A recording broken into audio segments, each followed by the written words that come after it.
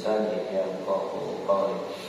Masyaallah muslimin jamaah yang dirahmati Allah, hadirin puji syukur kita panjatkan kepada Allah atas segala limpahan nikmat serta karunia, serta salam semoga tercurah kepada junjungan kita baginda Nabi Muhammad sallallahu alaihi wasallam. Semoga kita selalu istiqomah menjalankan sunnah-sunnahnya dan semoga atas izin Allah kita bisa berjumpa dengan baginda Rasulullah. Amin ya Allah ya rabbal alamin. Baik, pada kesempatan kali ini kita akan coba membahas dari tafsir Al-Quran tematik ini yang tersedia di lemari etalase, tapi kelihatannya jarang. Jadi supaya yang mewakafkan ini mendapat pahala ya. Amin. Gunakan ya. Yang lain malah masih disegel, belum dibuka bungkus plastik. Baik, kita akan coba membahas tentang konsep damai, jihad dan perang dalam Al-Quran. Ini di halaman 65.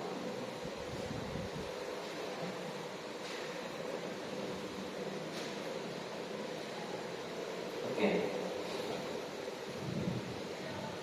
Panjang sekali penjelasannya.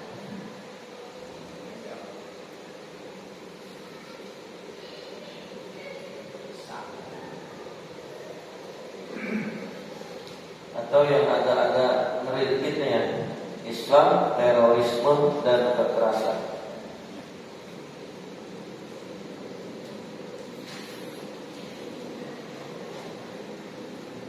Ya, saya coba ringkas ya. Jadi munculnya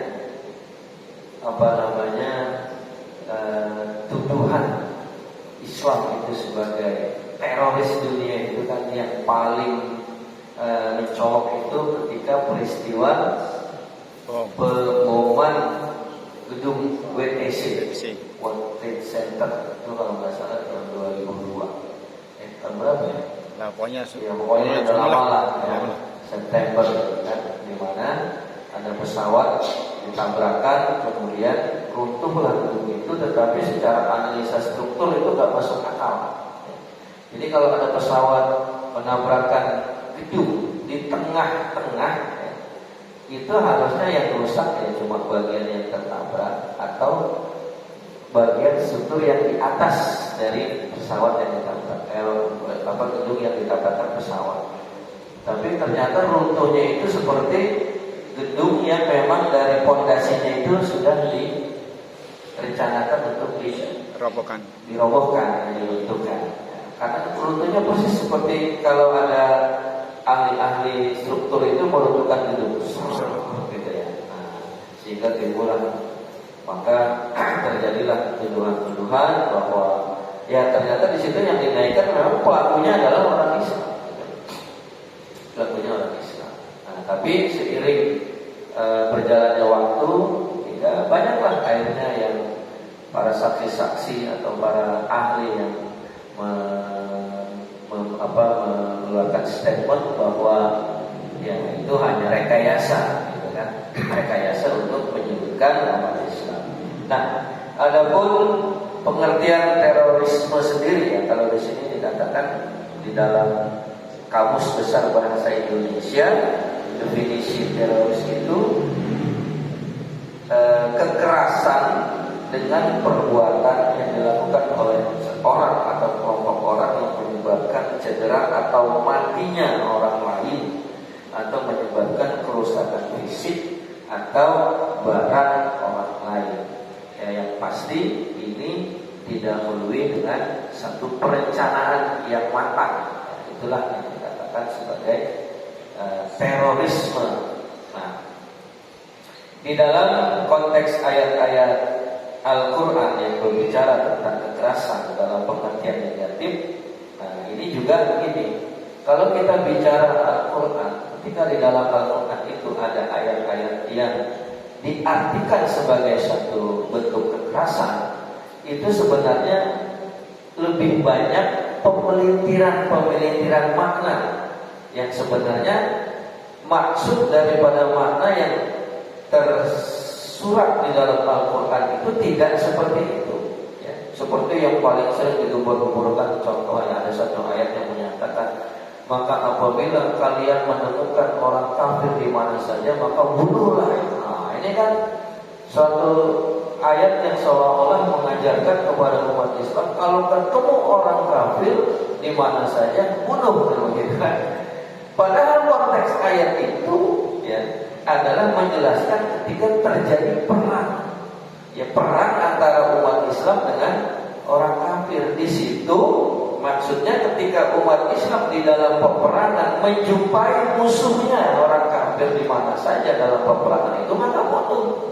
Karena kalau kita tidak membunuh, orang itu akan membunuh kita. Ya kalau dalam konteks peperangan ya memang harus seperti itu. Ya. Nah tapi seringkali di pelintir-pelintir itu lihat Islam mengajarkan kekerasan. Nah, padahal tidak seperti itu maknanya sesungguhnya. Di sini ya Nabi Muhammad SAW bersabda, Innallaha azza wa jalla lam yab'asni mu'allifan walakin ba'asani mu'alliman muyassiran. Sesungguhnya Allah azza wa jalla tidak mengutusku untuk melakukan kekerasan, tetapi untuk mengajarkan dan memudahkan. Nah, jadi di sini jelas Rasulullah sendiri menyatakan bahwa dia diutus oleh Allah bukan untuk melakukan kekerasan. Bahkan dalam ayat yang sangat jelas bahwa inna arsalnaka ila rahmatan lil alamin. Ya sesungguhnya aku tidak mengutus engkau kecuali untuk menjadikan rahmat bagi seluruh alam. Nah dari redaksi itu saja sudah memberikan satu penjelasan ya, bahwa tidak mungkin ya, agama Islam itu mengajarkan satu kekerasan. Baik. Istilah terorisme sendiri baru populer pada tahun 1793. Lama juga ya, 1793. Nah, tapi kan kalau kita bicara risalah Rasulullah itu kan di tahun 600-an Masehi ya. Ini 1793. Sebagai akibat daripada revolusi Prancis, tepatnya ketika Robespierre mengumumkan era baru yang disebut Reign of Terror, menjadi teror menjadi agenda penting para pengawal revolusi dan menjadi keputusan pemerintah untuk mengukuhkan stabilitas politik. Nah, jadi di sini dijelaskan bahwa istilah terorisme ini ya muncul ketika adanya peperangan ya, di Eropa ya, yang dimulai atau dipicu dari revolusi Prancis. Bahkan kalau kita sempat ya mengingat-ingatlah sejarah yang diajarkan ketika kita sekolah, ya itu justru para pelaku terorisme itu ya adalah orang-orang Eropa itu sendiri, ya, yang notabene mereka bukan orang Islam atau non Muslim. Bahkan pernah di sosial media itu kan beredar ya peristiwa-peristiwa pembantaian yang dilakukan untuk menghabisi nyawa orang banyak, atau sekarang juga ada yang dikenal dengan genosida. Itu siapa yang melakukan? Kebanyakan adalah para kaum non-Muslim. Dan yang sekarang terjadi ya terhadap saudara-saudara kita di Gaza, Palestina, genosida. Siapa pelakunya? Ya orang-orang Yahudi, ya, orang-orang Yahudi Israel yang melakukan pembantaian terhadap orang-orang Palestina. Bahkan mereka tidak pandang bulu, anak kecil, perempuan, orang berdosa, sipil, militer, semuanya dilakukan pembantaian. Itu menunjukkan bahwa di dalam Islam tidak ada ya, ajaran yang memerintahkan bahwa kita diminta untuk melakukan kekerasan. Baik. Sikap Islam terhadap kekerasan dan terorisme telah disinggung bahwa kekerasan yang diungkapkan dengan kata al-qudr dan terorisme dengan al-irhab tidak ditemukan penggunaannya dengan pengertian modern dalam Al-Quran. Nah, secara bahasa saja, ya, secara kosakata, ya, di Al-Quran itu tidak ada kalimat atau kata-kata yang bermakna sebagai sebuah kekerasan, sebagai sebuah kekerasan atau terorisme. terorisme. Nah, ini semakin menjelaskan bahwa memang ajaran Al-Quran itu tidak mengajarkan kekerasan. Tetapi kalau ada yang orang-orang yang mengatakan atau menjadikan hukum, ya, hukum yang ditetapkan di dalam Islam itu sebagai satu kekerasan, itu sebenarnya mereka yang tidak memahami ya penerapan hukum itu sendiri. Kan kalau kita bicara syariat Islam murni, ya, salah satunya adalah darah dibalas dengan darah. Berarti ketika ada orang membunuh dan terbukti secara nyata dia melakukan pembunuhan dengan sengaja, maka apa hukumnya? Kisos, dibunuh kembali. Nah, itu dikatakan bahwa Islam ini mengajarkan satu kekerasan. Loh, bukan seperti itu. Justru dengan adanya penerapan hukum kisos, di mana seseorang yang menghilangkan nyawa orang lain dengan tidak hak, tidak secara dibenarkan, maka ketika dia telah melakukan perbuatan itu, ya hukumnya harus diterapkan terhadap perlakuan yang sama. Nah, sehingga kalau orang itu berpikir, kalau saya membunuh seseorang dan ketahuan, saya juga akan dibalas dengan bunuh. Nah, kalau gitu janganlah, nanti saya dibunuh. Nah, itu sebagai satu langkah preventif atau pencegahan sedini mungkin. Nah, sebenarnya itu, ya. Kalau orang mencuri, dipotong tangannya. Nah, akibat tidak adanya penerapan hukum itu sama sekali terjadilah merajalela kita, ya kan? Korupsi, yang melakukan korupsi itu kan para pejabat yang sebenarnya sudah kaya raya, tapi itulah sifat manusia. Makanya Nabi benar mengatakan, kalau seseorang sudah memiliki satu gunung emas, maka ia akan mencari satu gunung emas yang lain. Coba kita lihat itu para koruptor itu, apakah mereka orang-orang miskin? Orang-orang kaya semuanya, gitu. Padahal di dalam ajaran Islam, ketika ada seorang mencuri, ya, dilihat dulu kasusnya apa. Kalau ada seorang mencuri, ya, mencuri makanan atau harta tetangganya, karena dia nggak makan demi mempertahankan hidupnya, itu justru tetangga yang dicurinya yang malah harus dihukum. Nah, dia dipersalahkan. Kenapa? Karena nggak peduli sama tetangga.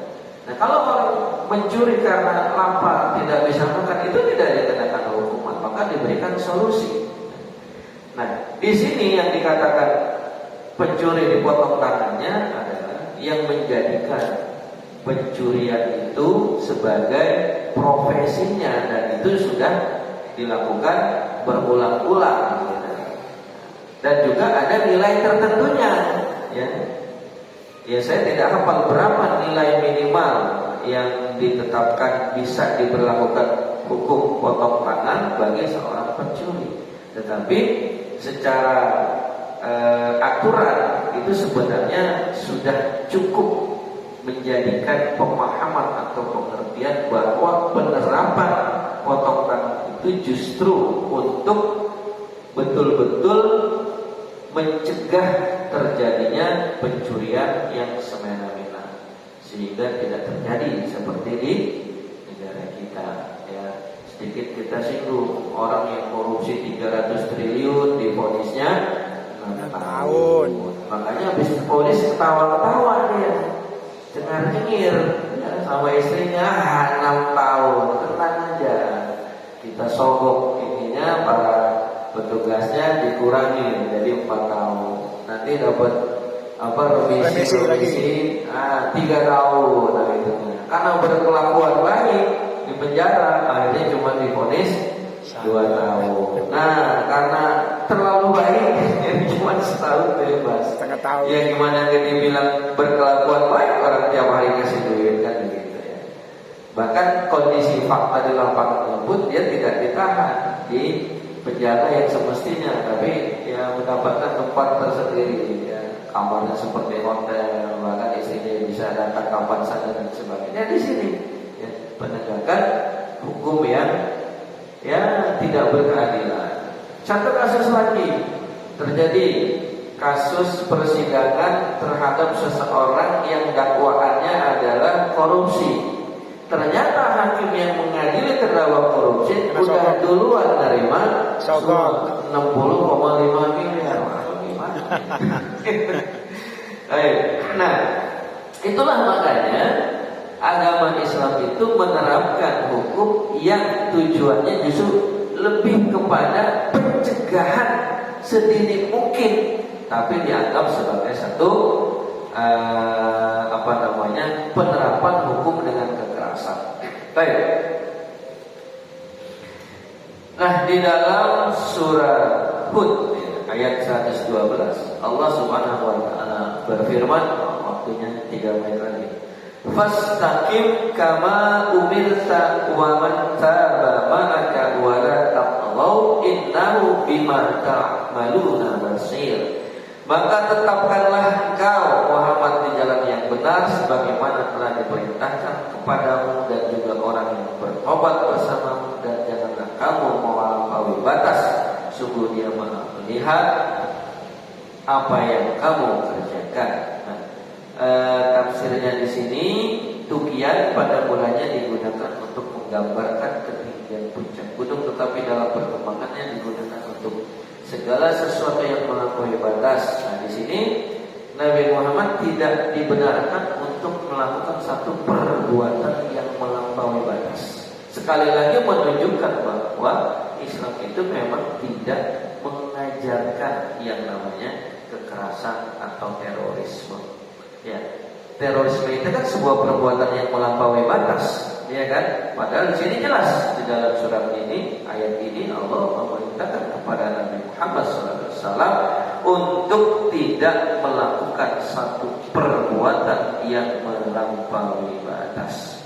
Nah, baik, Bapak Ibu hadirin Allah. Jadi intinya yang ingin kita pahami di dalam pembahasan tentang Islam, terorisme dan kekerasan, bahwa agama Islam sama sekali tidak pernah mengajarkan kekerasan kepada manusia. Bahkan yang ada adalah justru membawa kedamaian. Adapun penerapan hukum-hukum di dalam ajaran Islam yang oleh sebagian orang dikatakan sebagai hukum yang tidak manusiawi, hukum yang melanggar hak asasi manusia, justru sebenarnya kalau dipahami itu merupakan satu penerapan untuk mencegah terjadinya kekerasan itu sendiri. Ya, mudah-mudahan bermanfaat apa yang saya sampaikan, paling tidak bisa memberikan satu pemahaman kepada kita. Barangkali selama ini sudah ada semacam kita ini terdoktrinasi oleh pihak-pihak yang selalu menyudutkan Islam, bahwa Islam adalah ajaran yang mengajarkan kekerasan dan lain sebagainya. Dengan adanya pembahasan ini terbantah bahwa Islam sama sekali tidak mengajarkan kekerasan, apalagi terorisme. Ya, mudah-mudahan sekali lagi bisa bermanfaat bagi kita sekalian. Mari kita tutup dengan doa singkat. Alhamdulillahirabbil alamin, hamdan wa fi ni'mal kamil mazida ya rabbana lakal hamdu kama yanbaghi li jalali wajhikal karim wa li sultanik. Allahumma shalli ala sayyidina Muhammad wa ala sayyidina Muhammad. Allahumma taqabbal minna sholata wa siyamana wa qiyamana wa qulana wa tadurana arhamar rahimin. Rabbana zalamna anfusana wa lam taghfir lana wa tarhamna lanakunanna minal khasirin. Rabbana atina fid dunya hasanah wa fil akhirati hasanah wa benar. Subhana rabbika rabbil izzati amma yasifun wa salamun walhamdulillahirabbil alamin. Subhanakallahumma wa bihamdika asyhadu an la ilaha illa anta astaghfiruka. Wassalamualaikum warahmatullahi wabarakatuh. Waalaikumsalam warahmatullahi wabarakatuh.